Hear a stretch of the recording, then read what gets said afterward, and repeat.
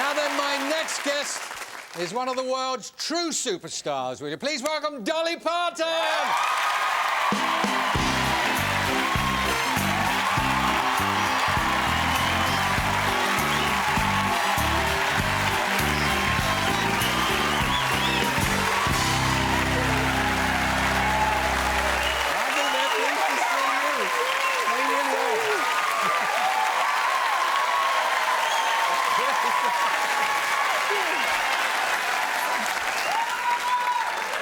Well, thank you for the nice welcome, and hello to you. Hello, Dolly. Yeah, I've never heard that one I before. didn't think you'd ever heard that before. And I wasn't going to say it until you said that hello to me. I've been trying to get you on this couch for years. I heard that, and I figured it was long enough in waiting, so I'm happy to be here with you. Well, it's great to have you here. Now, look, I've been reading about you. Reading all about Dolly. Right? Okay. And this, I'm just going to check a few things along the way. Is that right? The one thing jumped out of the page I was reading. They're making up their own jokes. I can't wait to hear this one. That you, once for a bet, streaked through Beverly Hills. Streaked through Is that true, Dolly? Well, not just through Beverly Hills. This was one night, a bunch of girlfriends and I were out to dinner. That's when Tom Jones was in the heat of his career, and you know how sexy he is anyway, right? And he had this beautiful home in Beverly Hills, and we'd been to the restaurant near his house. And I said, I wonder what old Tom Jones would think if I just streaked through his yard. You never did. I did, but the bad thing is he didn't see me. Oh. But the girls did, so it was okay. The limo driver liked it. He saw it. What did he say? That is unusual. But I tell you, it was so fast it didn't matter. It didn't matter. You're a little tearaway, aren't you? Oh, I was feeling good. I'd had a couple glasses of wine and feeling a little rowdy. But Dolly, taking you right back when you were a kid, right? I was a kid then. And you were always a kid, it seems to me. Yeah. But like going right back to, you were brought up in a shack in the Smoky Mountains. Yes. It sounds like the yearling, from a log cabin. A big family. Well, there's 12 children in my family, 6 girls and 6 boys. And I always say my mom had one on her and one in her, as long as I can remember. But they were great parents. We lived on a farm. We grew all our own food. My grandfather was a Pentecostal preacher, and so I grew up singing. And my mom's people were always singing. Mama was always singing around the house. It was a strict family, wasn't it? Well, my father's was not too... Well, he was strict on us as far as discipline, but he was not extremely religious. But my mother's people were very religious, and it was not allowed to wear makeup in the hair. And the most beautiful woman I had ever seen in my life we didn't go to town that much, but when I would go to see her because she had these long red fingernails, she wore bright lipstick, she had peroxide blonde hair, wore tight clothes, short, and I thought she was the most beautiful thing I had ever seen. And my mother said, oh, she's just trash. She's just a tramp. And I thought, that's what I want to be when I grow up.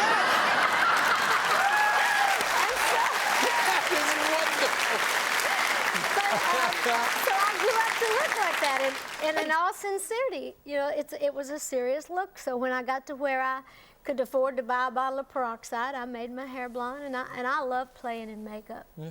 But I'm not too trashy. I just sound that way. You're not trashy. Although you could have been on the road to being trashy. Well, not trashy, you were playing little girl.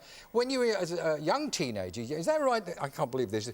That Dolly Parton was taking her shoulder pads out of her clothes and putting them down the front to get a bit of shape? Is this right? I used to when I was a girl.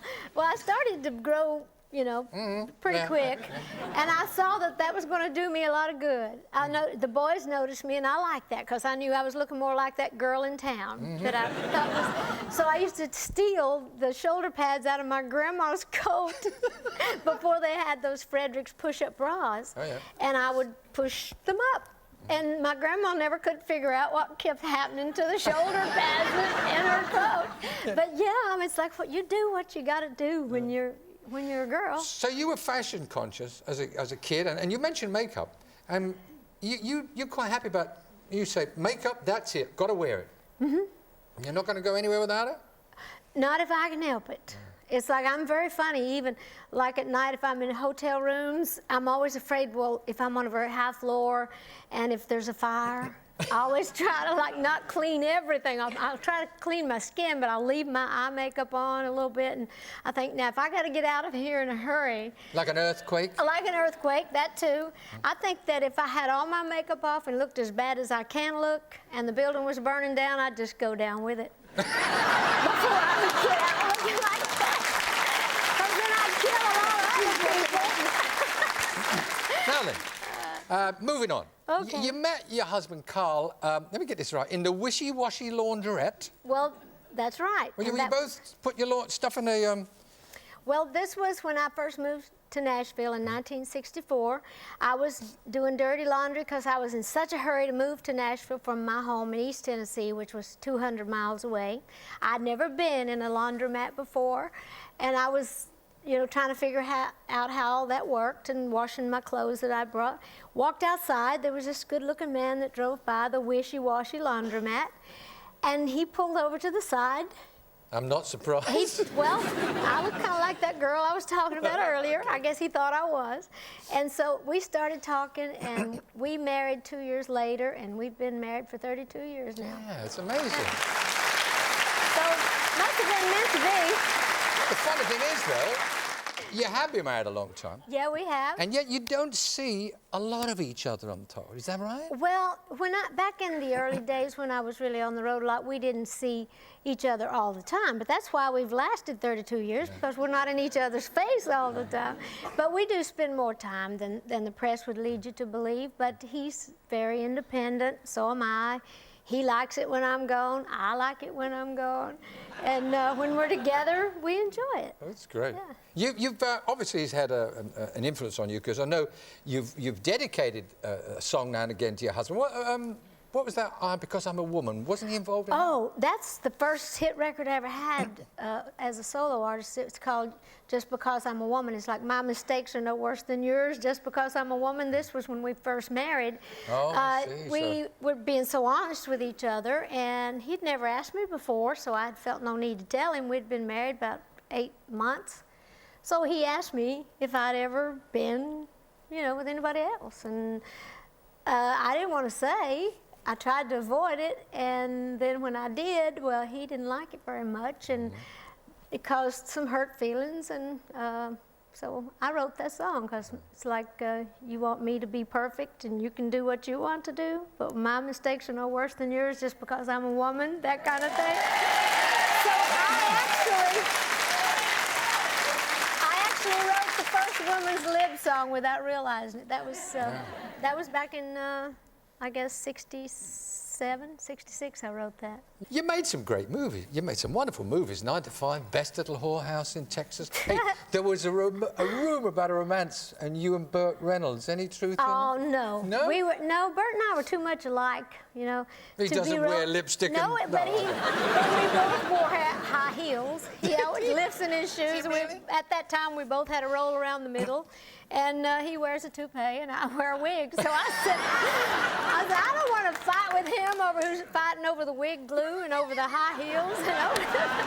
So no, but he was great. He was great. In fact, one of the funniest things that happened on that movie, he was beginning to turn gray. He played the sheriff. I don't know if you saw the movie, but he had to put black in his mustache, because when he grew his own mustache, it had some gray in it. And when we did our first big kiss on that I Will Always Love You song, and when they pulled back the first time, they had to do it again because my mouth was just all black.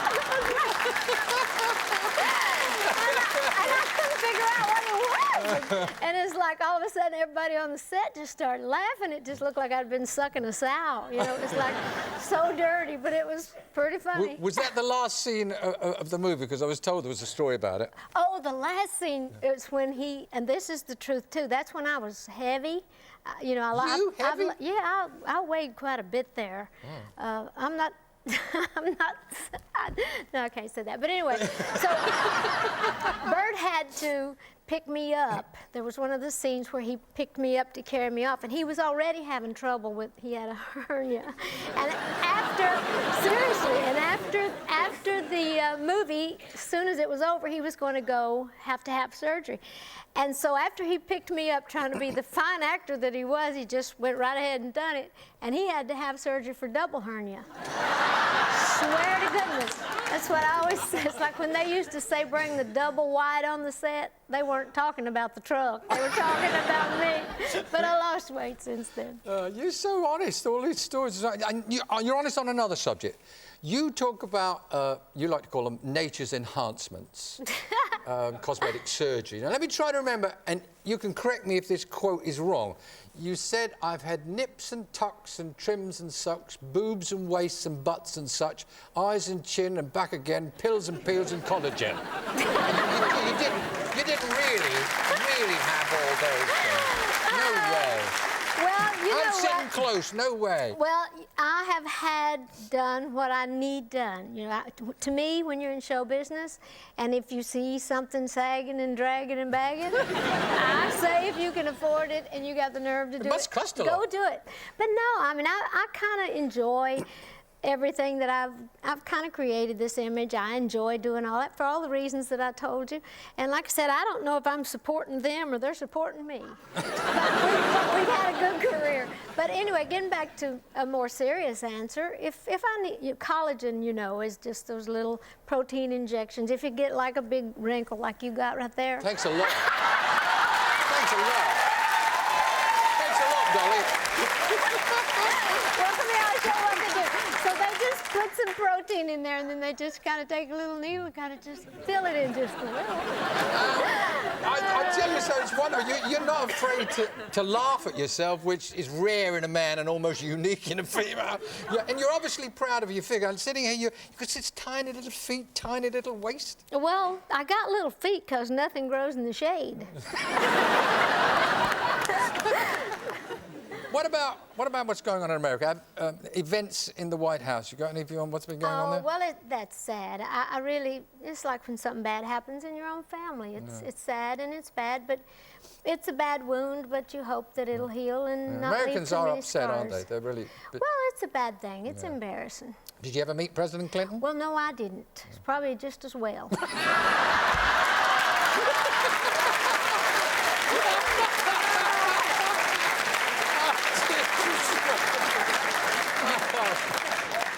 Well, really? Dolly, what do you make of men over here? What do you think? What do you think about us? Oh, the men are great over here. Yeah, I mean, it's like I used to come here years ago, and I've always had a good time. The men are always very gentlemanly, very courteous. The women are always nice. It's been a long time since I've been here, and so I don't know what I'm going to do this trip. What are you doing after the show? Well, I'm going to see a cosmetic surgeon. I don't worry about those things. You're going to think about it. I promise you, that doesn't worry me. If I'd have had anything done, it would have been this. You look great. You look great. I was just trying to tell you what collagen is. You're a kind man. I'll never graduate from collagen. I'll tell you this. Well, I've had some fun times over the years in this couch, and you've been one of the most enjoyable chats I've ever had. Well, thank you. You're just great fun. Now, you're going to sing this song for us, Salt in My Tears? Yeah, You Ain't Worth the Salt in My Tears. This is the new single. Dolly Parton going to sing for us now. Beautiful, Dolly. Just Dolly Parton. Dolly Parton. How's it going? Good to see you. Hello, John. That's a great track. Thank That's you. a great track too. It is indeed. Yeah, Fresh off the presses. Yeah, that's the English number. That's the pucker Yes, thing. I'm a secret reserve, you see. Are you? Yes, exactly. You once said, I read, that you would give up everything to play for England, right? I've given up everything. Given up sex, given up booze, given up drugs, and everything. And they still haven't picked me, right? No. I am delighted to see that you are back as chairman of Watford, because you don't know this. Yeah. It's my local. I know you've been to the game. Haven't you? Yeah, but I'm going to come now. I'm showing off. Now you're in Division 1. Now we're in Division 1. Yeah, they're not all. Fair weather supporter. No, I'm going to stick with you now. I'll go down. You're passionate about football. I mean, you take it very seriously. Well, I don't think you should do anything like that unless you are passionate. The being chairman I mean, you're chairman again, you left it for a while. When you were there, when you first came in, some other directors of other clubs weren't too thrilled with Elton John, were they? They were... Well, that's not entirely, I mean, only a couple That's the story goes. Well, only a couple of times I've had, you know, you don't go into football wearing high-heeled shoes that are 8 inches tall and orange hair and expect to be taken seriously. Did you? Yeah, I was 6'4" when I first became chairman of Watford. and then, because I wore 8-inch high platform shoes. I've got a picture of the old chairman, Mr. Bonser, and I'm, you know, towering above him. And, yeah, I got ridiculed a bit at some other grounds, but most people were very polite and very nice and very welcoming. Could you be, if not playing for England, yes, could you be a manager? Have you got a Who temperature? won the job of being manager? I imagine they call Graham Turner a turnip. Imagine what they call me. Yeah, I mean, please, that's right. Thank you very much, yeah. A few words spring to mind and I'm not saying them, right. What advice, if you were the manager, would you give someone like Gaza? What would you say to him at the moment? To Gaza? Yeah. I don't know Paul very well, but I just think he's a really nice lad who just likes the odd pint every now and then. Yeah. And I think listen, there was nothing wrong with George Best when he played. He was half out of his skull from hungover the night before. Nobody played better than he did. You know that picture? We've got a picture, we're going to put it up. That right. famous picture of Vinnie Jones grabbing Gaza. Yeah. You put my head on Gaza's face, right? Thank you.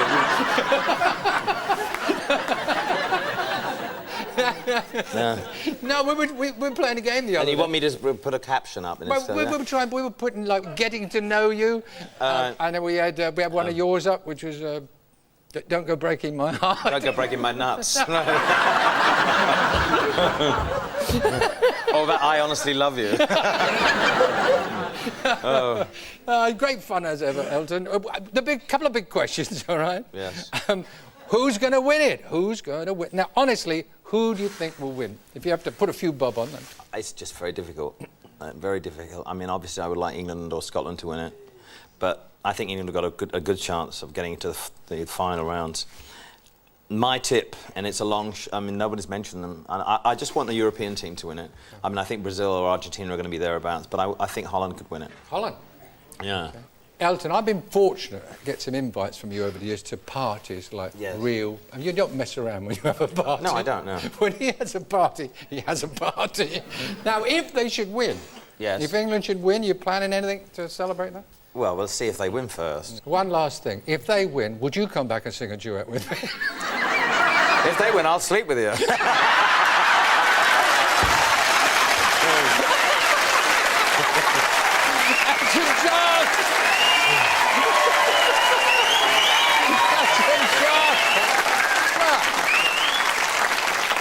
Well, my thanks to Elton John. Promises. You'll win it now, aren't you? Promises. Thanks to Elton John, to all our guests. Stay there. Thank you for joining us for our party. Guest has won platinum discs for singing and Oscars for acting. She's a top lady. Glad she's here. Will you welcome Cher?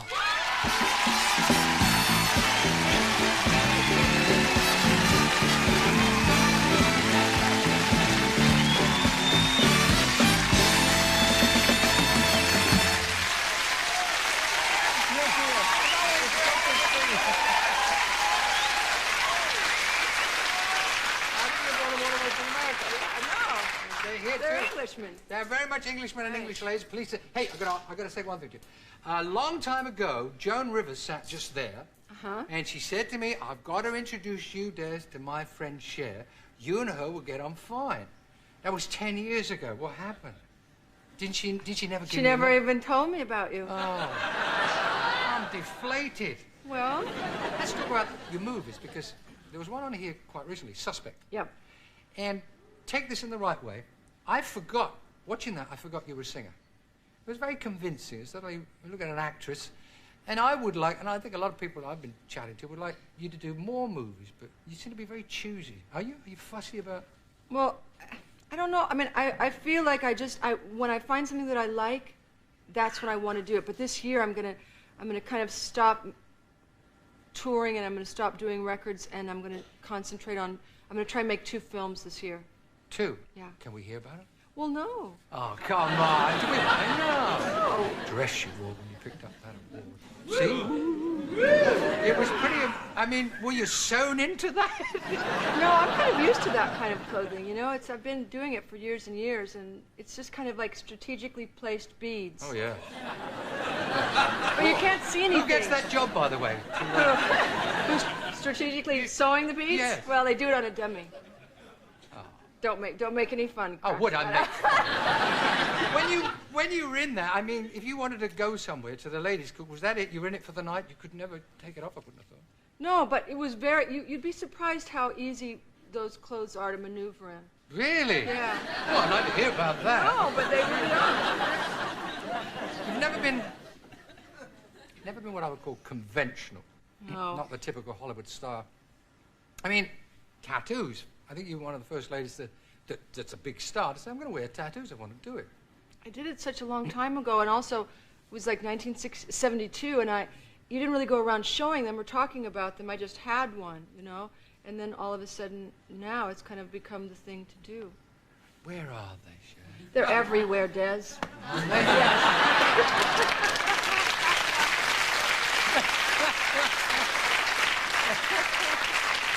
They tell me that there's one on this bottom and that little bottom, and you're actually sitting on two butterflies now, Yes, right? I am.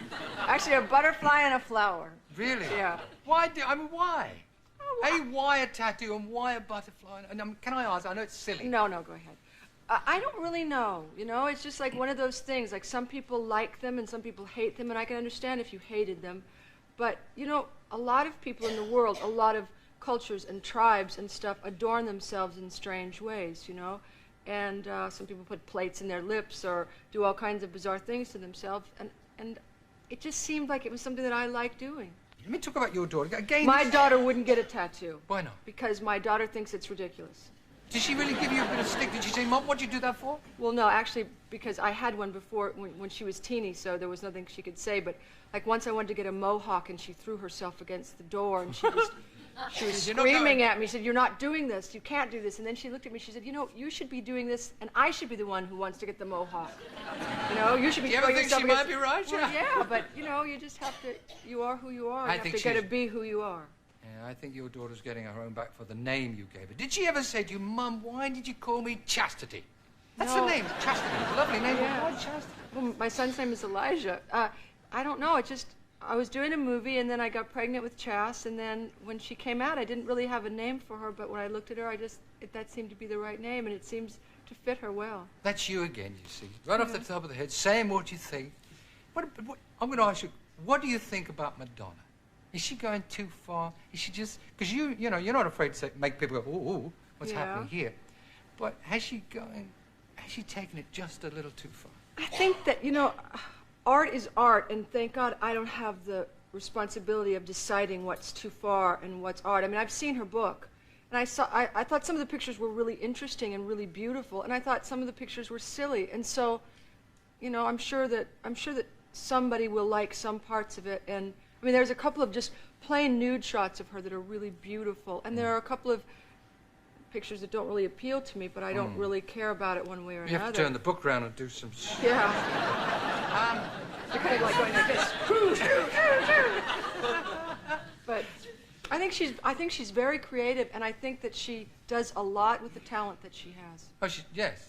What do you mean by that? Well, I mean, she's a major star, and she's not really a great singer. She's not really a great actress, but she's but she's one of the biggest stars in the world. So that's a special art, to be able to turn whatever you have into, it's like spinning straw into gold. You know, you turn whatever you have into being creative. It's a lot of energy. Yeah. She made a lot of gold. Newspapers would have us believe that Cher is some kind of bionic woman. I mean, you even said you had your ribs removed, which is ridiculous. How exaggerated is all this? Do you get fed up with it? No, I don't believe. Actually, the last time I was in London, I went to a doctor, a very famous plastic surgeon. I had him examine me, and then he wrote a letter to the paper, because I was finally just finished and fed up with it. And you know, people say things about you all the time. I mean, people like, you know, Elvis is paying my child support, or, you know, I mean, they're always... You said that? Right, yeah, I mean, there's all, you know, I've married a Martian, I'm having a Martian baby, you know, all that kind of stuff. So, and most of the time, it's so ridiculous that you don't really care about it. And when I saw that first thing about having my ribs removed, and I mean, I don't even think you can have your ribs removed. I mean, I don't think they do that. Let me ask you a silly, frivolous question. What's a toy boy got? That you haven't got?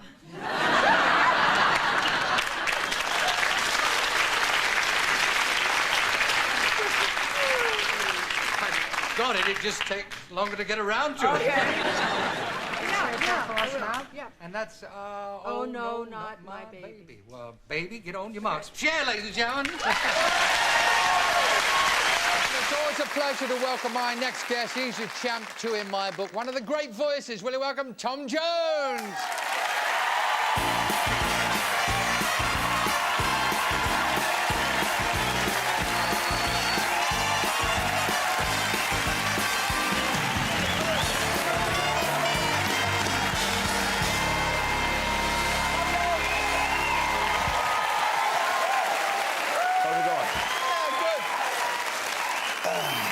How are you, boy? All right? Very good, yes, lovely. Listen, you don't know this. Dolly Parton was on the show a couple of weeks back. Don't Yeah. really sure because you probably did it in the States. And she said, now this came out of the blue. She said that she was out with some girlfriends in Los Angeles. They'd had a couple of drinks. Right. And just for the hell of it, they thought they would do something wild. And she, Dolly Parton, told me on this show that she streaked across your lawn in Los Angeles. Yeah, that's right. That's How right. you know about it? Yeah, she told. But she said that you weren't there or something. No, I wasn't there, but she told me later because we did a show together. Because she used to have a variety show on television there in the States. So she told me about it, and I said, "Well, no, I was there, you see, but I wasn't out on the lawn. I was in the house." What a pity. Yeah, but I thought it was an eclipse. I thought, you know. You ought to check your security. Yeah. You know the video? I know. It may be on it. Be great, wouldn't it? Oh, what? do you get lots of that? Let me qualify that question. Do you get ladies doing daft things, running across your lawn, across your green grass? Oh, yeah. Well, I had a wall built around the front of the house because I bought the house from Dean Martin. Yeah. And it was open. The front of it was all lawn. And people would be, I mean, every other day, people would be picnicking on the lawn and bloody... So I had to have a wall built, you know. You haven't had a stalker yet, have you? If you pardon that expression. No. What I mean, Regularly, yeah. I've got this lady keeps turning up at the house, you know, running around, and I say to her, Camilla, go home, Camilla. You've met Dolly Parton and you know Dolly. Yeah, we did a few shows Who's the together. most exciting, because you meet all these movie people, you see, you go to these who's the most exciting female actress that you've seen or met? Elizabeth Taylor was very interesting because when she was married to Richard Burton, you know, I met the two of them in Germany. Richard Burton leads me to something. There's Richard Burton, Anthony Hopkins, and now there's it's Jones the actor all of a sudden. You made another movie. Yeah, I did a movie with Angelica Houston called The Mammy. What are you playing there? I play myself. Oh. And it's set Is that hard work, Tom? Yeah, it is, yeah. I had to think about it anyway, but it's supposed to be set in the 60s, 1967, in Dublin.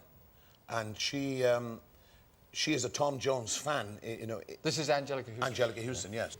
When they eventually, as they surely will do one day, when they eventually make the Tom Jones story, who do you see playing the young Tom Jones? I mean, Joe Pasquale wouldn't be right, would he? With that voice. Well, I think that the guy that's around today that's definitely got the enthusiasm, you know, is Robbie Williams.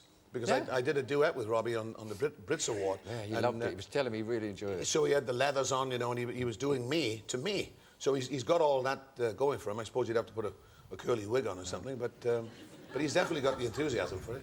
Oh, wait a minute, though. If they did the Des O'Connor show, the Des O'Connor story, excuse me. If they do that, what, you mean a movie? Yeah, the movie, yeah. Des O'Connor movie? Well, who would play you, do you think? No question. Tom Cruise. There's no one else. No one else could do this. Well, Only Tom Cruise. When you think about it, you got, you know, this... Listen, I was just thinking, I was just trying to work out, I said, you know, all the guests over the years, you know, we've enjoyed this little chit-chat you and I have, and we don't rehearse, and we just see what happens. And I probably know you as well as any of the big names that have been going around the... I mean, people don't know that you and I shared a dressing room. We've actually shared a dressing room. And this girl ran in one day, a fan ran in, and we're both standing with practically nothing on. And this girl ran in, and she looked at Tom, and she went, oh. And she looked at me, and she went, ah.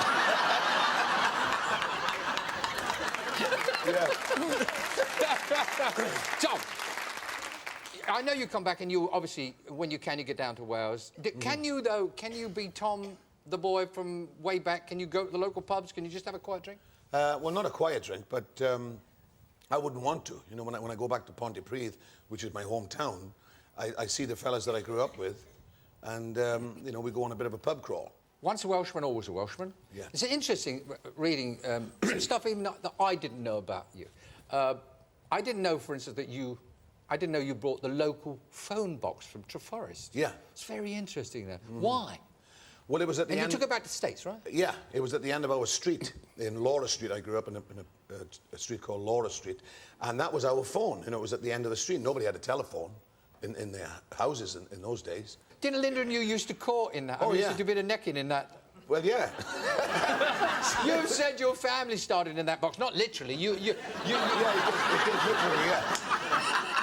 But you've said so much of your life revolved around that box that you had to have that phone box. That's right. Yeah. It was because when it rains, you know, which it does a lot in Wales. So, you know, when we'd be courting as kids, we grew up together, my wife and myself, and we would get into that telephone box when it was raining. So.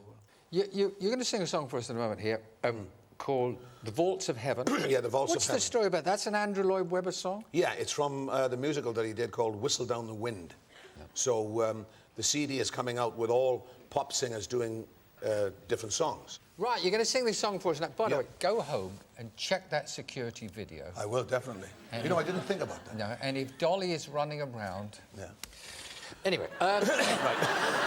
You're going to sing for us now? Yeah. Tom Jones is going to sing Vaults from Heaven. Tom, thank you so much for popping in again. Tom Jones, good to see you, son. Tom Jones, on your marks, come Tom Jones. Our guest tonight is one of the most beautiful women in the world. She's got just about the greatest voice you've ever heard. She's sold 30 million albums, ladies and gentlemen. We're delighted to welcome here Whitney Houston.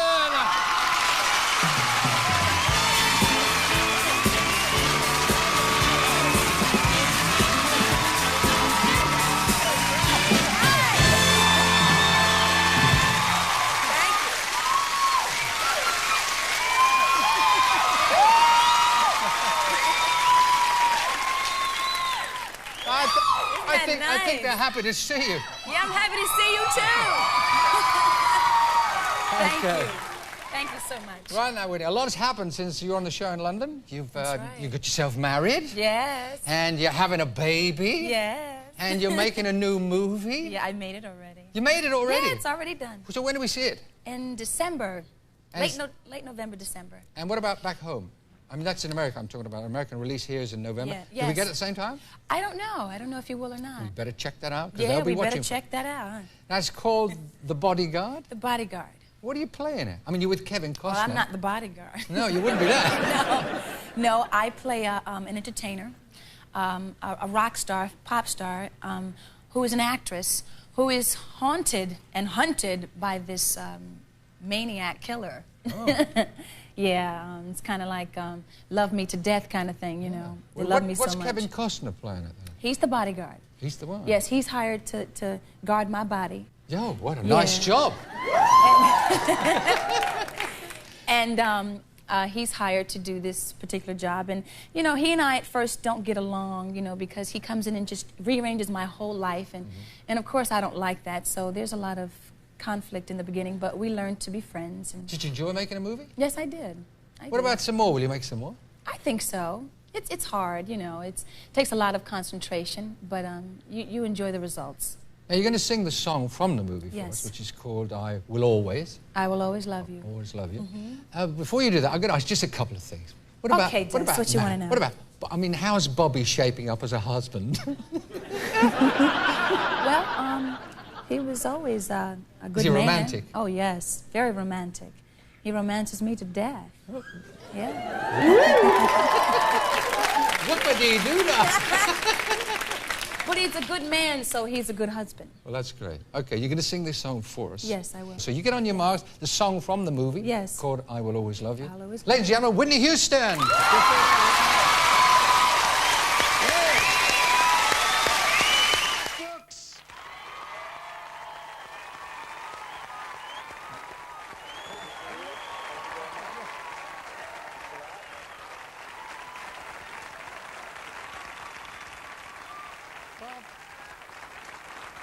I think they like that. You know what's unusual about you? I mean, the success at the moment is phenomenal. There's not another word. It's phenomenal. And yet, and the production team told me this, the producer said, you know, sometimes we have guests on the show and they ask for special dressing room requirements. They want this, they want that. You know what Garth asked for? A peanut butter sandwich.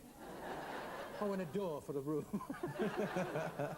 The Dallas concert. Now tell me about this Dallas concert. Not one, 3 of them. Is this right that you sold out 65,000 seats in something like 3 days? No, it was 90 minutes, the first box office, wasn't it? We had 3 shows at 65,000 each, and we were fortunate enough at the end of the 195,000 tickets to be about 5 hours further down the line than when we started. It must give you some special buzz to realize that's happening before you get on. I mean, it feels wonderful. It's the same as if you play for 10,000 people. It's all about entertaining and having fun, but yeah, when it's rolling and it's going. Yeah. How many guitars do you smash? Is that something that just happened to do it in the act every night? What you saw was the only one that I ever had. I tried it a couple weeks later in Houston, and it just didn't work. But why did you do it in Dallas? well, we did it for the film, basically, just for the film. Did it just happen, or did you say, hey, it'd be good to do something crazy? No, well, there's kind of a sad story that goes along with it. Tell us. The guitar company that makes our guitars for us said, look, what we'll do for you is we'll send you factory seconds. So you'll smash these things. We break them anyway, so you might as well do it.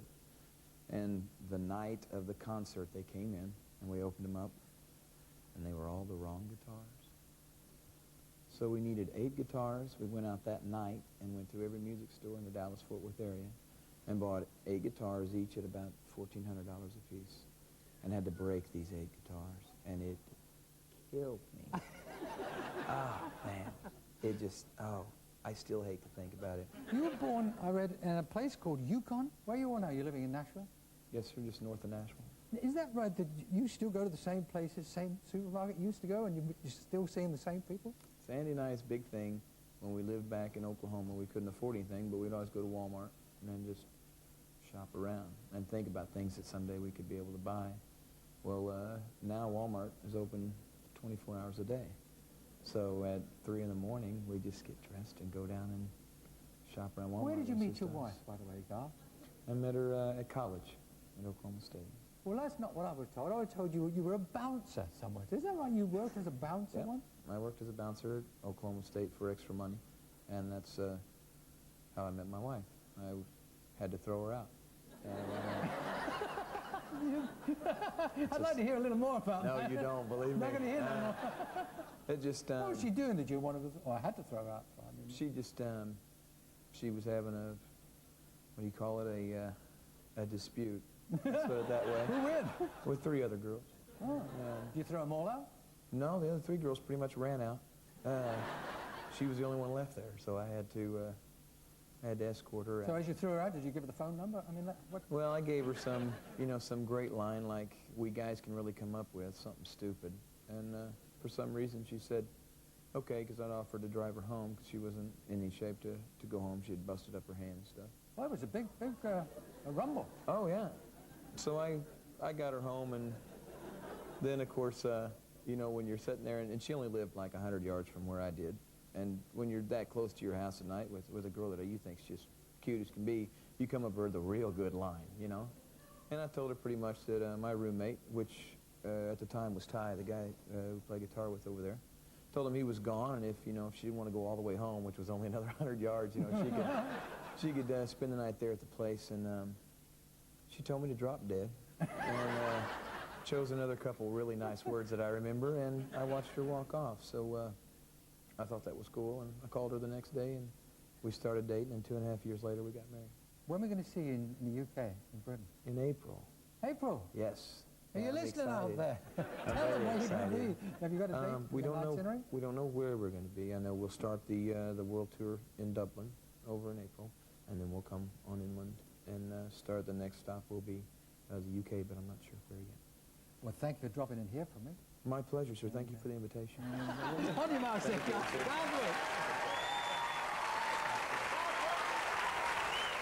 on down to the show comes on. What a welcome, please, for Celine Dion!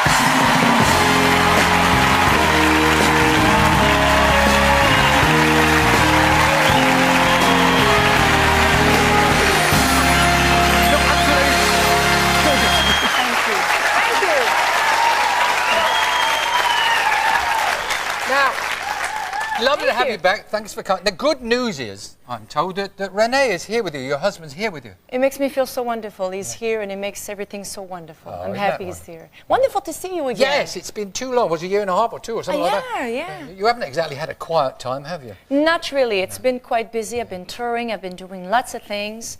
But I finally see, I can't say the end of something, but I can finally see a beginning of my new life. And I'm looking forward to this. I gotta tell you, I had just had 2 months off a couple of months ago, and I started to cook. But you like And I all started that. to drive my own car.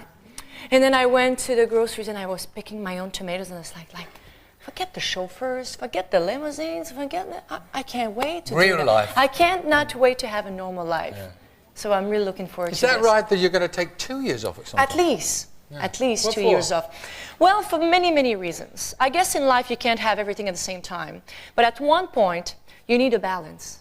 I mean, you know, if you're home every day of the year cooking and raising children and working hard, I'm sure you can't wait to pack your suitcase and travel. holiday or something. But when you travel all the time and you're never home, it's where you want to be. Yeah. So I guess nothing's perfect, but I'm looking for a balance.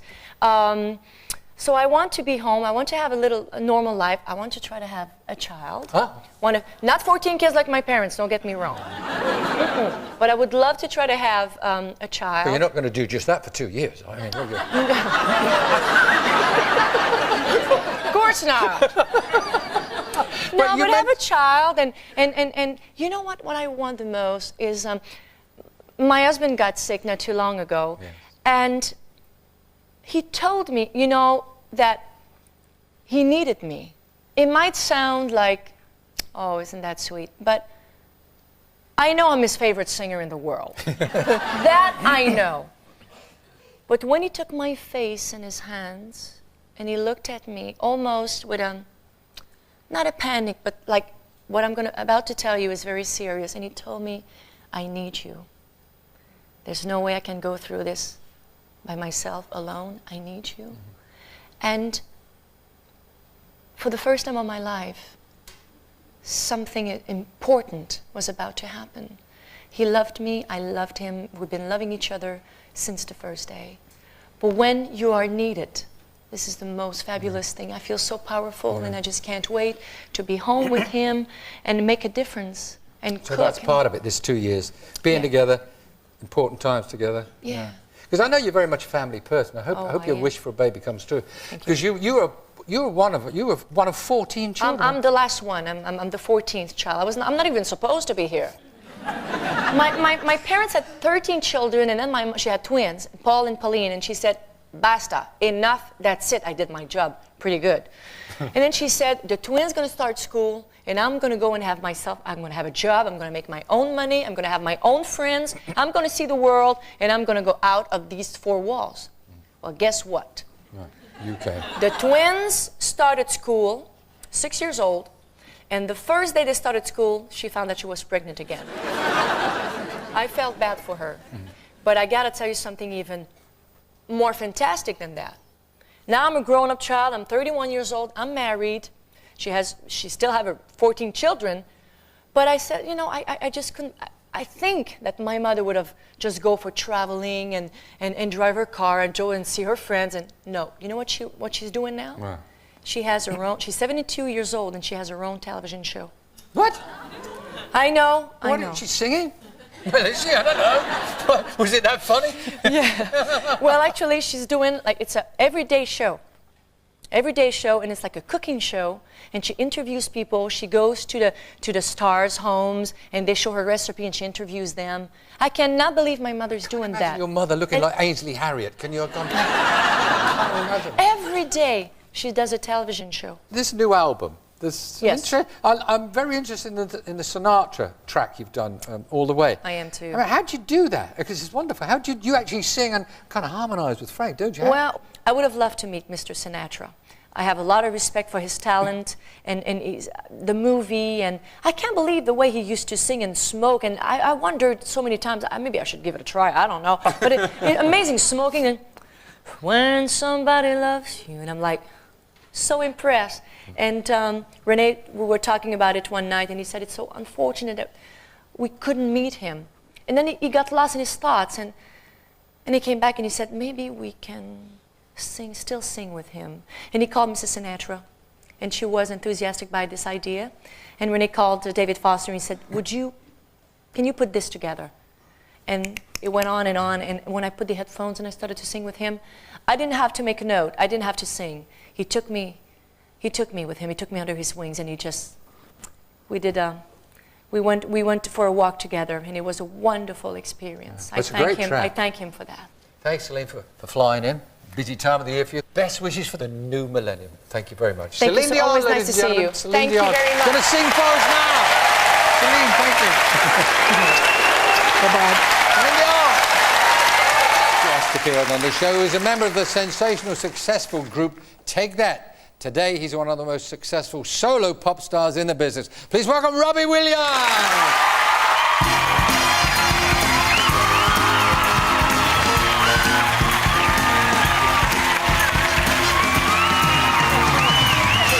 Very smart, Robbie. You're not singing, are you? Oh, God. Listen, the last time That's where I left it. Yeah, I'm trying to work out what that is. I haven't worked out what that is yet. It's a new set and a new prop situation. The last time we had a chat, you were with Take That, and you were sort of mumbling quietly about the rules and the regulations, things you could and couldn't do, one of which was no dating for how long? For a couple of minutes. Yeah, but your manager was saying no dating for 2 years, wasn't it? Something like that. I can't remember now. Well, I mean, you were asked politely to leave the group, and they said that it was something to do with that trip to Glastonbury. Right? You remember? Well, yeah, apparently I wasn't supposed to go to such a rock and roll festival by myself. But wasn't it more than that? Didn't you go in a limo, a stretch limo, with 15 bottles of bubbly and 2 ladies? My mother and my grandma. Oh, not what I heard. It was a couple of gorgeous creatures, and you got the sack, right? Yeah, indeed. That's for legal reasons. I can't speak about that now, but that was all the truth, yes. What did you feel like, though, when you got the sack? It was horrible at the time, but, you know, it was something that I had to fight through and to get here and prove that I can make it as a solo artist. Well, you've done that. But the 16 months that followed that sacking, that was a bit of a blur, wasn't it? Yeah, it was I'm not talking about a band. Yeah, it was very much a rock and roll roller coaster. But, yeah, but I had a great time, though. Do you remember any of it? No, but I was told I had a great time. The engagement, Nicola. I mean, is it on? Is it? Oh, it's still on. Are you wearing a ring? Yeah. That's interesting. Guys don't usually wear the rings, do they? Well, I wanted one. I paid enough for hers.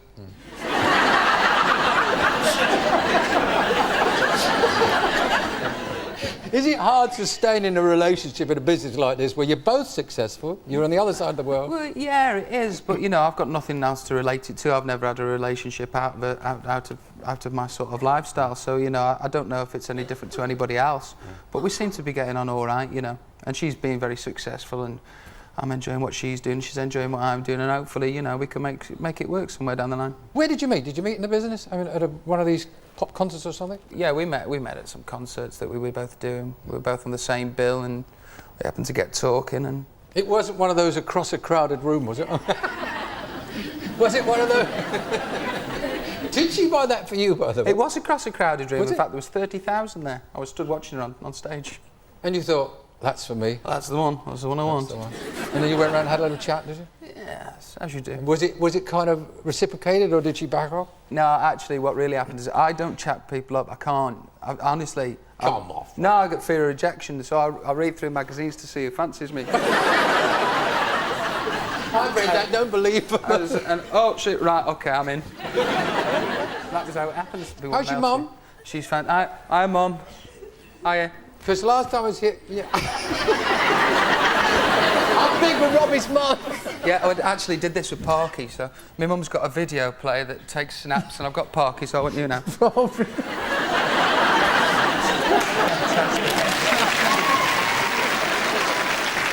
Wherever you're going, whatever you're doing, I'm going to watch this with interest, because I think you will one day be doing the entertainer as well as the pop star entertainer. Hey! That makes me nervous. You're going to do a track from the new album called... Millennium. Millennium. Right, Robbie Williams, ladies and gentlemen. Thank you, Robbie. Thank you. Good luck. Give me the old glasses. Robbie Williams. Tonight is celebrating 30 years of stardom. 18 number ones, every appearance. You can't get in. I had a bit of a job getting in here myself tonight. Ladies and gentlemen, Diana Ross.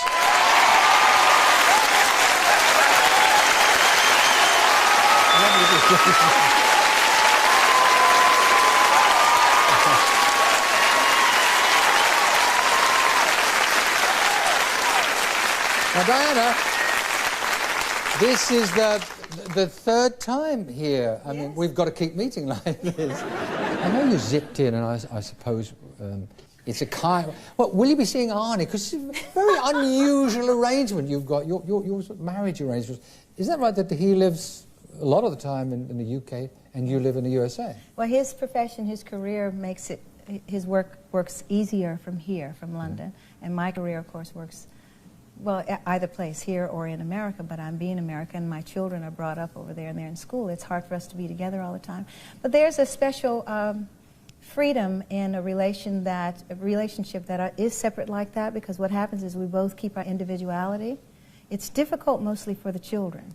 But for me, I think every time we come together, it's very romantic and it's like renewed. There's some renewing time there. Honeymoon time, is it? Yeah, it's like new each time. It's special, so... right now, it's understandable, but I think in the long run, it's difficult for children that both parents need to. Or it's nice if they're both there, don't you think? Somebody tell her to get over there. I might have to move over here. Yeah. I think they'd like that. Did you enjoy writing the book, Secrets of a Sparrow? That's an interesting title, Secrets of a Sparrow. How'd you come up with that? Well, Sparrow, my mother used to call me a sparrow. And then there was this song that she loved, a spiritual, an old spiritual called His Eye is on a Sparrow. And in fact, when she passed away, we sang it for her at her funeral. But it is a very moving spiritual. And it's a song that sounds as if you're being protected somehow. And Secrets of a Sparrow is just that. It's some of the secrets, some of the things that has happened in my life that I've never really talked about. And I use writing the book like therapy in a sense, you know, trying to find out why you do what you do and how is this wonderful life possible, what makes it so, you know, I've had a very special, blessed life. You've had a fun life too, haven't you? Yes, goodness, I'm telling you. That's the one thing, if I'm honest, that I missed in the story. The one thing that didn't seem to be was humour, that I know you laugh and you like comics and you go to parties. If you were throwing a party tomorrow, who would you invite? I mean, who do you think would be the most fun at a party? Who are your friends? I've been really thinking about this because next year I have my 50th birthday. What? To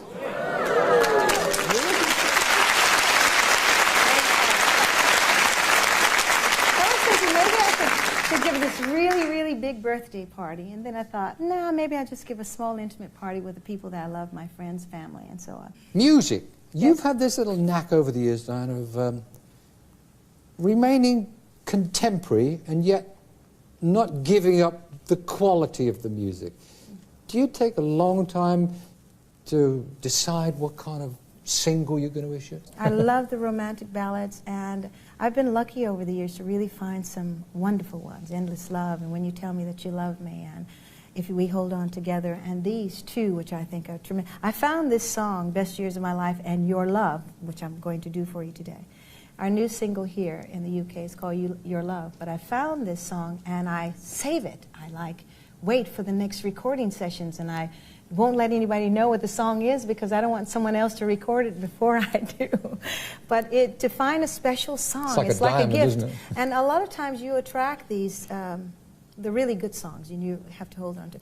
And you're going to sing the new song for us now? I'm going to, yes. New song is called Your Love. Your Love. And we're glad you stopped off before your shopping and see that husband soon. Yes, I see him all the time, Oh. you know. More than people think. I think we talk about our living arrangement, but we spend a lot of time. I must tell you together. one true little story. I did a talk show in this very studio many years ago, and the host was a man called Eamon Andrews, sadly no longer with us, and we had an actress called Susan Hampshire, and she lived in England and her husband lived in Paris.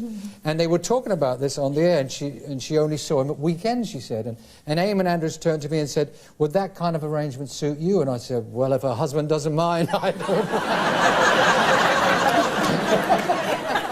Anyway, we're delighted you're here and you're going to sing this song for us. Ladies and gentlemen, Diana Ross. Thank you.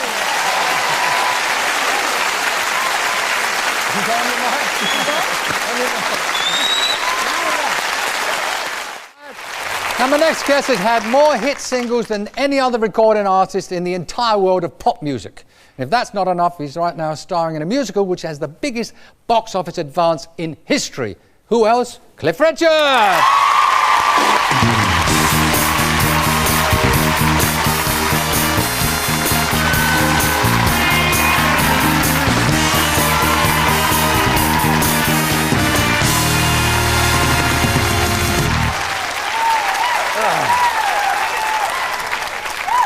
Now, Cliff, I'm going to take you back first. We've got a lot to talk about. We'll talk about Heathcliff later on. Yep. Wimbledon, the summer. When it rained. I know. I mean, I was spontaneous. Did you suddenly think, I'll do this? No, or I did didn't. someone ask you to do it? Someone asked me. In fact, I was doing a radio program at the time because it had been raining for quite a while, and I'd told Radio Wimbledon that I'd come in if it rained. So I went in and was chatting to the people there about the tennis that had been played in the week, when I got this message thrust in front of me, and it said the secretary would like to see you in his office. And of course, I'm a new member at Wimbledon, and I thought, oh no, I've left my tie off, I've been rude to somebody or something. Anyway, You've been rude to somebody? well, you never, inadvertently, of course. Of course. But I went to the office, and he said, look, my wife's had this idea. Mrs. Gorringe, it was her idea, actually, so blame her. And they said, look, they've had no play on for 2 hours. Would you do something? I said, well, I've got no guitar. He said, well, supposing someone interviews you and maybe could you do a song? And I thought, oh, OK, I can get away with some holiday or something.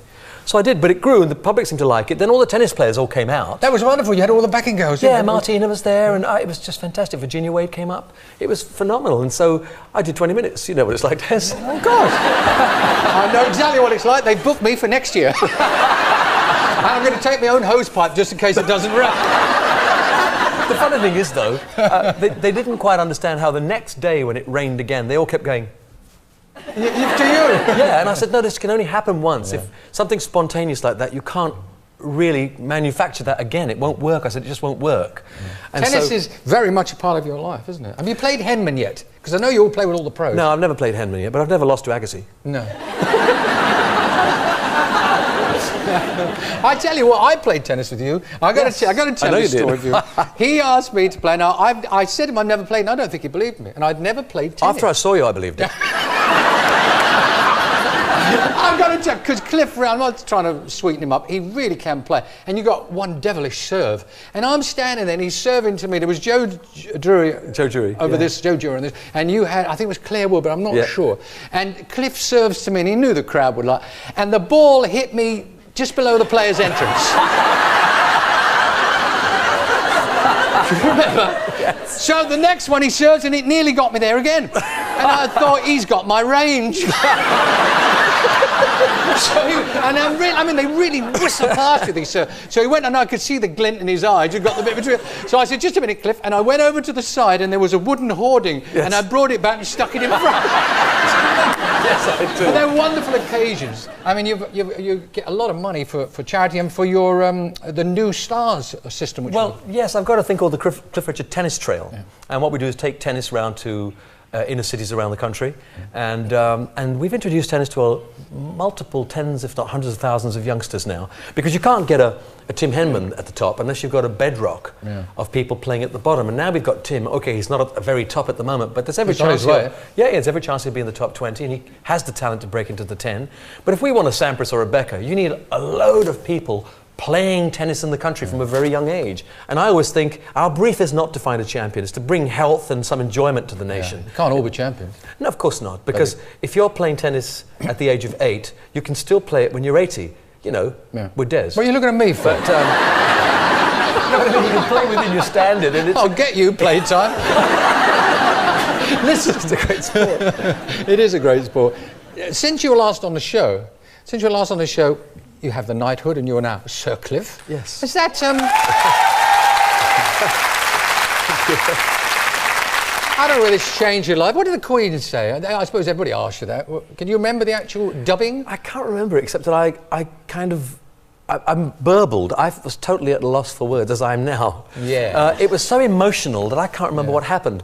It's something I could never have dreamed of, and when I finally got this letter saying that you're being thought of as a possibility, a possible Is that what happened? candidate. You're being thought of? Yes, you're going to be down as a candidate, and if the Queen says OK, then, you know, you'll probably get one.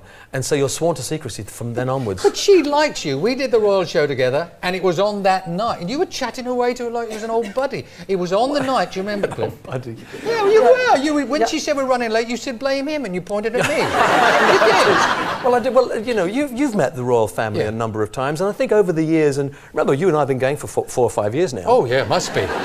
6 or 7. We've had the privilege of meeting people like the Queen and the Prince and various members of the family many, many times. So although you never get onto an absolutely chummy footing, there comes a point, though, where I think it feels a little more comfortable, so that you feel freer to say, oh, blame him, Your Majesty, you know.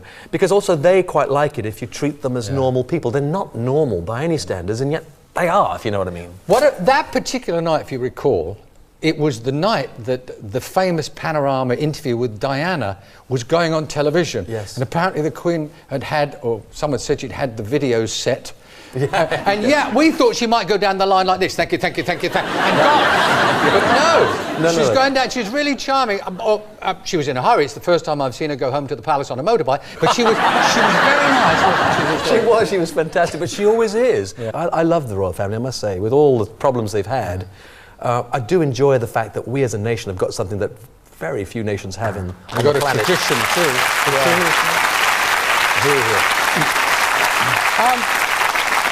I read, it was on another subject totally here, that you said, if the time ever comes when you think you need plastic surgery... But this is what it said. I'll go to your surgeon.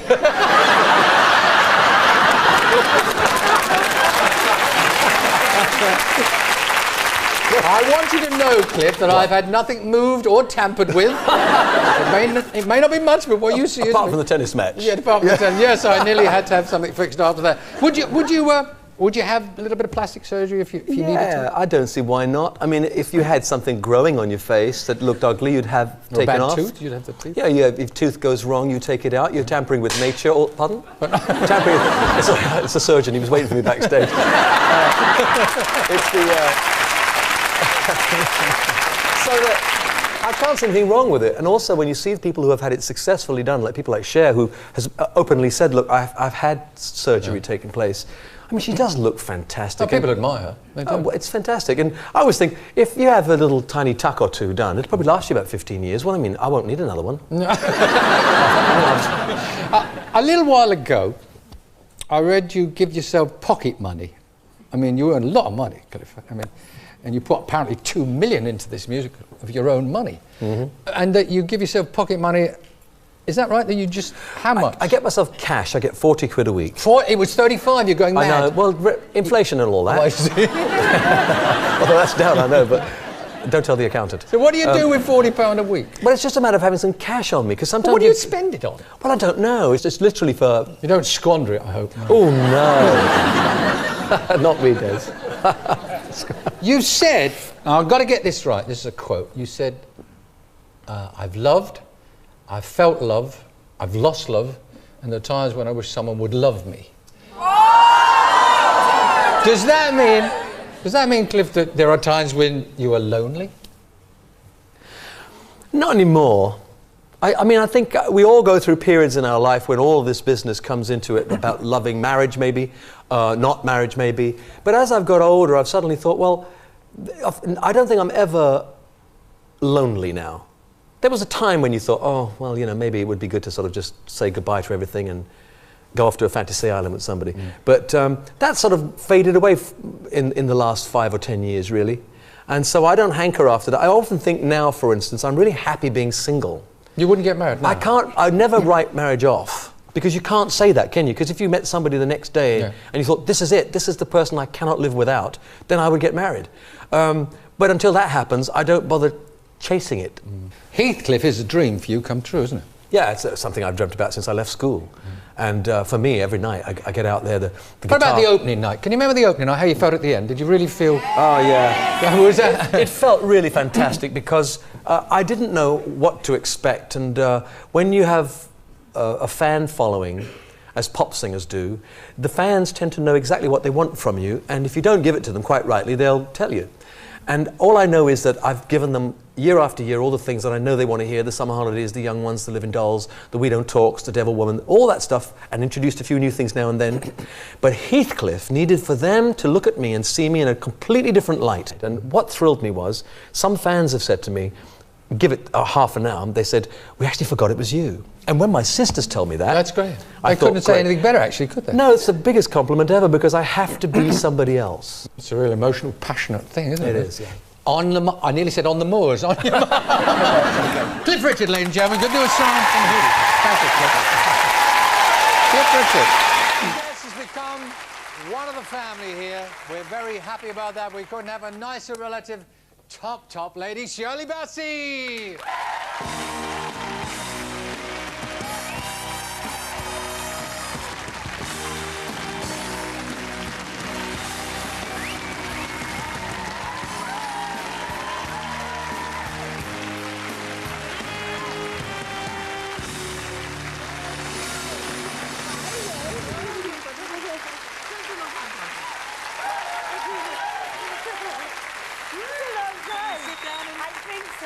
Sit down. I think just about. Oh.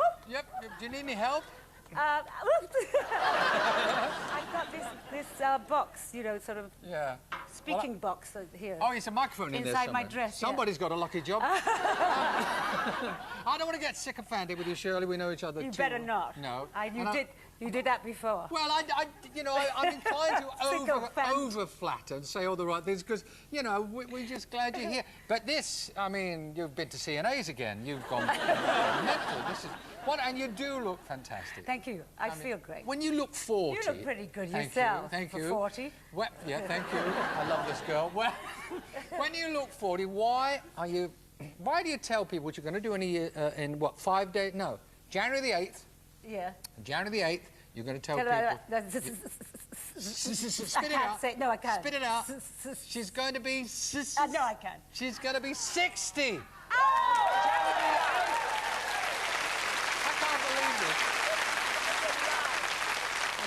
I can't believe that you are now eligible for a bus pass. I cannot believe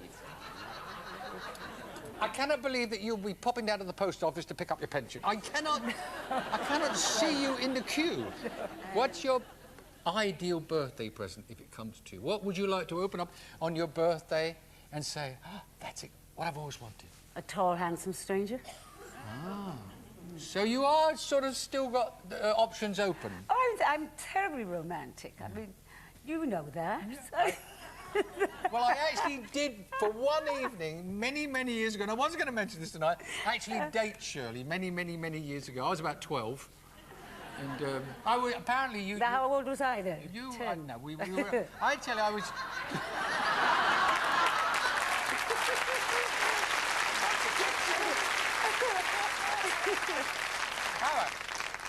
I've said to people, because you're doing this new album called The Show... Must Go On. Must Go On. What a title for you.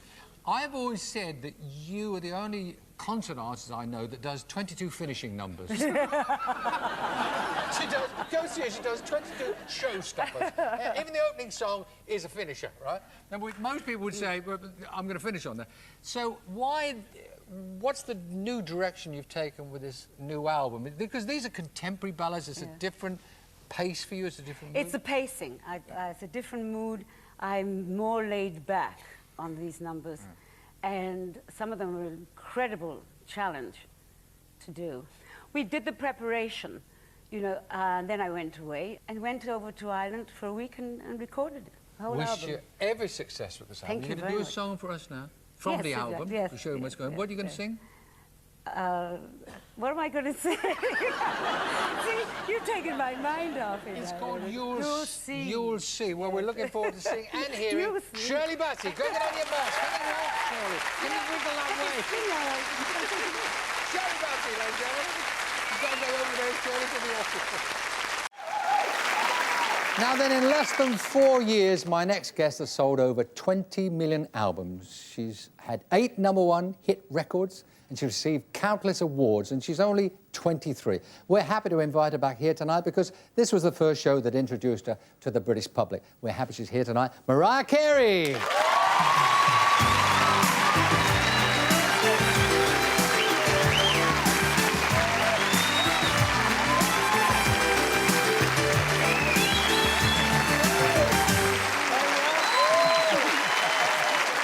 Pleased to see you. They're pleased to see you. I'm pleased to see you. I'm pleased to be here. Well, life couldn't be sweeter right now for you at the moment. You've recently got married. Well, not that recently. Was it last year? June. And you had, as I said, eight #1. That's brilliant. But about 6 years ago, I mean, things weren't like that for you, were they? Suddenly you're making records. How did that happen? Right. Okay. Actually, what I did is I've been singing my whole life. My mother was an opera singer, and she sang all types of music, really. But there was always music in my house, and I always loved singing, and I always knew I wanted to be a singer. So from the time I was like 13, I was working in studios with different people. She brought me around, introduced me to different musicians, like older musicians and things. I started out in the studio. So that's like where I learned about the whole process. And then I met a guy named Ben Margulies that I worked with. He became my writing partner. And while I was in high school, I used to drive into Manhattan, work till 3 in the morning, and go home and try to get up at 7 o'clock to go to school. How old were you then? Like 15, 16. Yeah, wait a minute. You say it all sounds so easy. My writing partner, okay, 15? I met... You were writing at 15? Because I've been writing since I was a little girl. You know, I always knew I wanted to be a singer, and I always listened to the radio and said, you know, I could write a song. You know, what's a big deal? You mentioned your mum was an opera singer, as you say. Your mum being an opera singer, did she coach you? I mean, you have this extraordinary, I think it's 5 octaves, isn't it? You can... I don't even know what it is. Well, that's what they tell me. They also say you've got a whisper register, which a lot of people think I should have. What is a whisper register? Is it technical? Somebody told me that. I don't even really know what it is. It's supposedly, it's like I do this high thing with my voice, and I don't know if you've heard on any of my records. Please don't ask me to do it now. I wouldn't ask you to do it now. Could you do it for us? But no, it's kind of like, I don't really know how to explain it. It's just a certain part of my voice that I've always had that I can hit certain notes. Well, it is quite extraordinary. Let's talk about your personal life, not too personal for a moment. Your wedding. Your wedding. I saw the pictures. I mean, you had guests there. How about this for a guest list? Some of the people were Barbra Streisand, Robert De Niro, Bruce Springsteen, let's get his name right. I don't want him writing to me. Billy Joel. It must have been a lot of... Did you get a lot of toasters? What sort of presents? Toasters? No. Must have been just wonderful. It was a lot of fun, you know. I mean... Tommy has a lot of those friends because of, you know, he's been in this business for a long time, so he has a lot of people that are in this business that are successful, which is great, you know. But to me, the most important people there were like, you know, my family and my friends and the people that mean a lot to you. Your husband is the boss of the record company that you're recording for. Do you two clash, Tommy Mottola and you? Do you clash over material or career moves or things like that? I mean, it's a little early for arguments, but well, you can have different points of view on where you should be going and what you should be recording. The thing is, he's really a musical person. He's not just a record company guy. Like a lot of record company people, they start out selling cars or washing machines or whatever, and then they come into the music business. But he was a singer. He was signed to Epic Records a long time ago. He was a manager. He worked with artists his whole life. So he's really very, very in tune with, you know, where I'm at musically. So we kind of try to have our discussions about music and not so much about marketing or these type of things, because it just wouldn't be really good to do that, because I have my own definite opinions and he has his own opinions. Two instincts coming together. It's not exactly a failure. 8 #1s so far. I mean, what else is there? Where do you go from here? 8 #1s, I suppose every record, it's got to be right now, hasn't it? It's great. I mean, you know, having success is incredible. I've always wanted to do this my whole life, but you can't really base it all on chart success and #1s, because someday, you know, it can't last forever, and you know, someday I might want to do something that's not such a commercial thing. You know, I might. Would you ever do movies, maybe? Like Whitney Houston did movies. I'm sure you could do movies. Would you fancy acting? You know, I'm really focusing on my music right now because that's what I've always wanted to do. You know, some people get into music so they can segue into acting, and it's kind of like a stepping stone for them. This is my life. I love singing. I love music. I'm a producer as well as a musician and yeah, you know, I noticed a that writer. with the producer credit on that. So a lot of people, you know, women or whoever that do movies, it's kind of easy for them if they don't write their own songs or produce. You know, if that's just not what they're into, it's easier for them to go and do a movie because they're not doing their whole thing. I'm doing my whole album, like from start to finish. So I have to focus on it. She's one of the most exciting performers in the world. It's a pleasure simply to say, Tina Turner!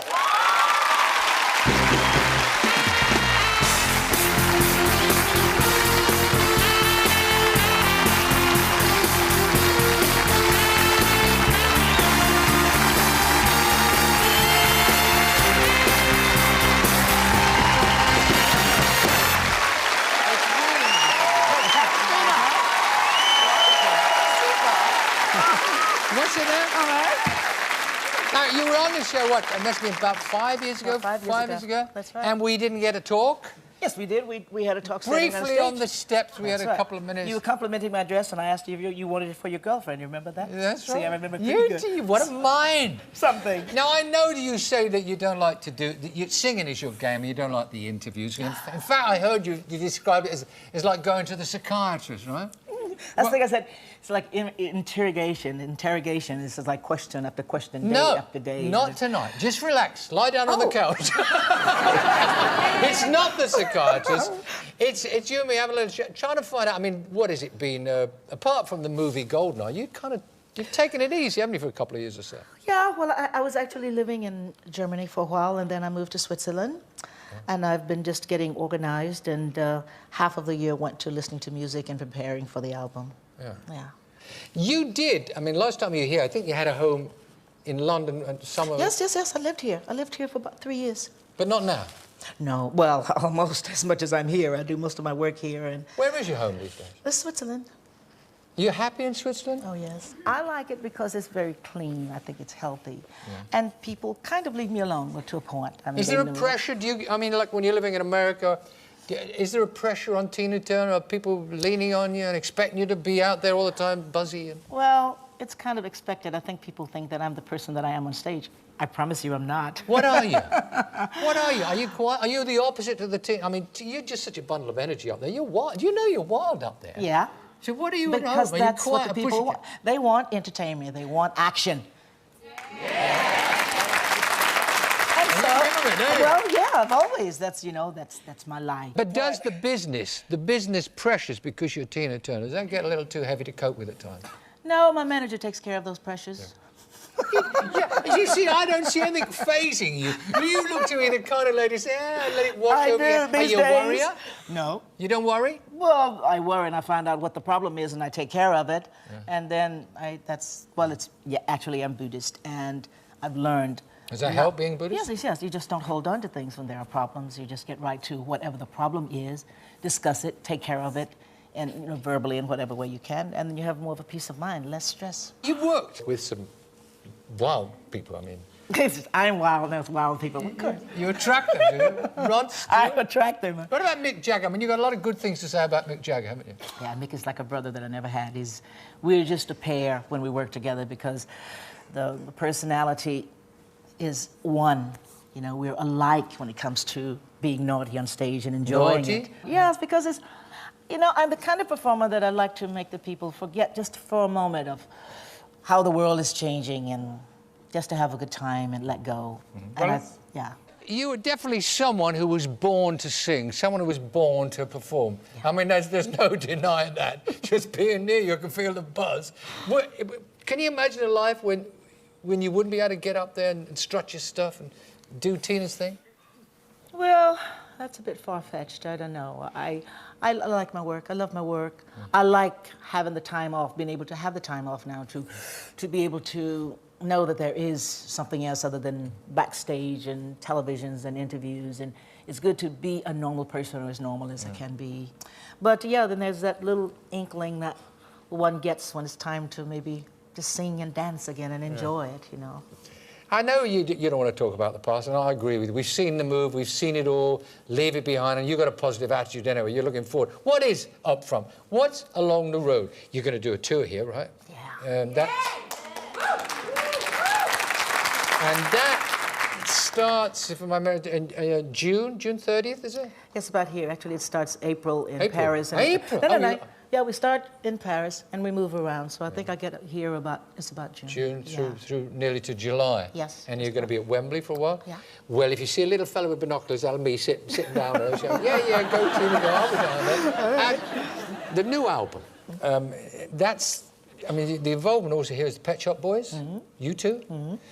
When I say you two, I don't mean you two. I mean the group. Yes. And this is going to be, you've done an album. It's the first studio album, and even longer, in 6 years or something. That's right. Yeah, it's a long time. Well, actually, there was a movie between the soundtrack album and some compilations. There's been action with, how do you call it, resurfacing recordings of mine, but this is the actual original recording studio album for about 6 years. Does it feel like you're starting again? Does it feel like...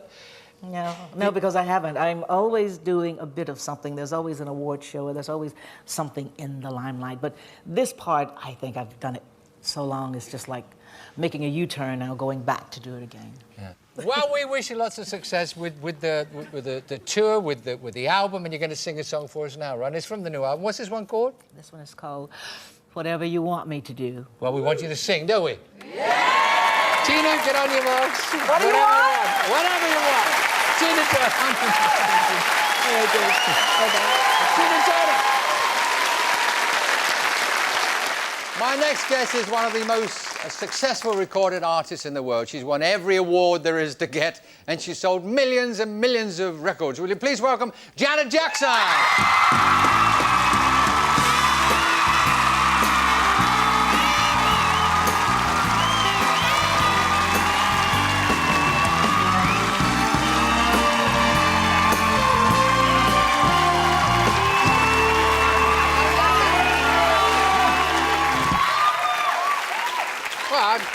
I think they're glad you're here, Janet. I love you too. I'll do the interview. It's nice to have such an enthusiastic crowd out there, obviously, for you. What do you make of us English? What do you make of us? I know you've been here before, but... Yes, several times. I love it. I love it here. I can't help but notice the ring. The fashion. Oh, here? Yeah. I was gonna... She likes it. I mean, you've got such a stunning face. Why did you feel the need to do? Is it fashion, following fashion, setting fashion? No, just since I was in high school, I've always loved piercings and tattoos, and I love scarification. Not that I'm going to do that, but and dreads, and I'm. Does it hurt when it's done? Doing this, they say the one that hurts the most is the nose and the nipple. The what? The nipple and the nose, but.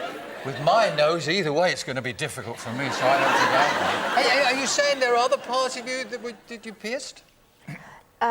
Yes, but... We would like to know. I'd like to know, if you don't mind talking about it. Well, I've taken some out, actually. Taken them out? Yeah, and some I've kept. Just got tired of some, and some I've kept. You mean there's been quite a lot of this going on? Well, no, like I had my tongue pierced for I don't know how long, for a really good while, and I took that out a good while ago. And I had my navel pierced first. That was the first thing I did. I took that out a long time ago. And in the old days, a fellow just to pull a girl needed charm. Now he needs a magnet, doesn't he? Well, it's really tough going through the airport. Oh, do you get? That's an interesting thought. Does it pick you up when you go through that? No, actually, it doesn't. It's probably a good job, because if they want to check you out, you could be in there for hours. Exactly. You mentioned tattoos. You've got tattoos? Yes, I do. I have 3. Where? I know the next question. I've got one here on my wrist. Yeah. What is that? I can't see it. This is, can you see that? What camera? There it is. Can you see that? That's one of the logos that I've used for the album. Oh, yeah. It's South African, from the Sankofa tribe, and it means to walk into your past and deal with your past in order to move into the future, to build into the future. And the others? One's on my back. We won't ask you to show us that. Okay. And, well, you really won't want to know where the other one is or see it. Oh, I do now. I see you changing your image. I wouldn't say it's raunchy, but it's Well, There's I more hope not. Jeez. sensuality. There's more sensuality in everything you're doing. Seems to me, you know, all of it, the writing, the performance. Is this something because is there a danger that in going for a new Janet that you might lose some of the fans you've had so long? I think it's very important to, excuse me, be on the edge, but I think it's a very fine line, and one can actually go over the edge, and I've seen it happen before. For myself, I get bored with things, and that's why it's a constant change for me. Like I've changed my hair several times and just done different things, and it's just a matter of me. Do you actually get bored with yourself? You know, you look and you think, I don't like that anymore. Exactly. And I will change it. Everywhere I go in London, and I think all over the country, I see these posters of you everywhere for Velvet Rope, the new album. You're happy? I mean, it's started very well, hasn't it? Yes, I'm very pleased, yes. Something really, you're pleased about that, I can tell. Yes. Well, tell me about, they say that when you were, now this might be just a press story, so you can correct me if I'm wrong here. Said that when you were recording it, you would really get into the mood of it, and on one of the sessions you started taking your clothes off. Can that be true? Can it be true? Yeah, that's true. It's true! Well, the thing is getting into the mood of the song, I've always done that. It's just no one has ever asked me until Andy, the journalist, happened to ask me, and I told them about it. Just getting into the mood of the song, and I like to light candles and have it completely dark in the vocal booth. And I will begin to take shirts off or unzip my pants and do things like that. And could I come to one of your recording sessions? It's not new to me. When I recorded a song, you would know, it was a big hit here called Dick a Dum Dum. It's true, I had Dick a Dum Dum. It's not rude, it sounds rude, it's not rude. I took my socks off. I was in there, and I took my socks off just to get the feel of it. Oh, that's a change. Where are you going to be Christmas? We're getting near Christmas. You're going to have a home Christmas. You're going to be here. You're going to be in America. I'm going to be in the States. Yeah. Are you looking? I mean, what are your memories of Christmases at home when you were young? We didn't have them. No, not ever. No, because I grew up a Jehovah's Witness. That was the religion my family was studying. So we didn't celebrate Christmas or birthdays or Halloween or Easter. Nothing. My first birthday party I had when I was 23, that was such an experience for me with the Rhythm Nation tour. I was in Japan and I had my first birthday party ever. So there has been some suppression along the way, whether you like it or not. I mean, and now maybe this is all part of you finding your real self and say, hey, you mean like this? Well, that's what you meant, right? Well, not just that, everything. As I say, the music is changing. It seems to me your attitude is changing, everything you're doing. Well, I don't think it's me fighting. I think it's finally me letting myself out and for people to get to know who I am as opposed to... well, that's what I'm saying. Within the religious area that you were at that time, there was a lot of, you can't do this, you can't have a birthday, you can't do this, we're not doing that, we're not doing that. And now you're out there and it's you calling the shots. Well, I'm not a religious person today, but more of a spiritual person. Having a one-on-one relationship with God, I think, is very important. Believing in a higher being. And yes, I am. I'm doing what I want to do today. You were performing on stage at a very early age, weren't you? What age? 6? 7 years old. And Michael even earlier, wasn't it? 5? On stage, Michael actually 4, I think it was. 4? Yes, 4 years old. That is quite amazing. Did Dad say, we're all going to do this, or did you get a choice? I mean, did you say, I don't want to do that? For myself, I don't ever remember having a choice, but I never fought it. No. I never fought it. But you love performing, don't you? Well, yes, I do. I mean, of course, there were times when a friend of mine back at home, she would be, she was a Girl Scout, and I went to one of the meetings thinking, God, I'd love to do this, but knowing that I couldn't, because a few weeks later I'd be off performing or something like that, and wouldn't be able to participate. But I never said I want out of this. Yeah, I love doing what I do. You've got so much in front of you. We wish you lots of success with this new album, and you're going to sing for us now a track. It's called Together Again, isn't it? Yes, the new single. Thank you for coming in. Thank you. Janet Jackson, you're going to sing for us.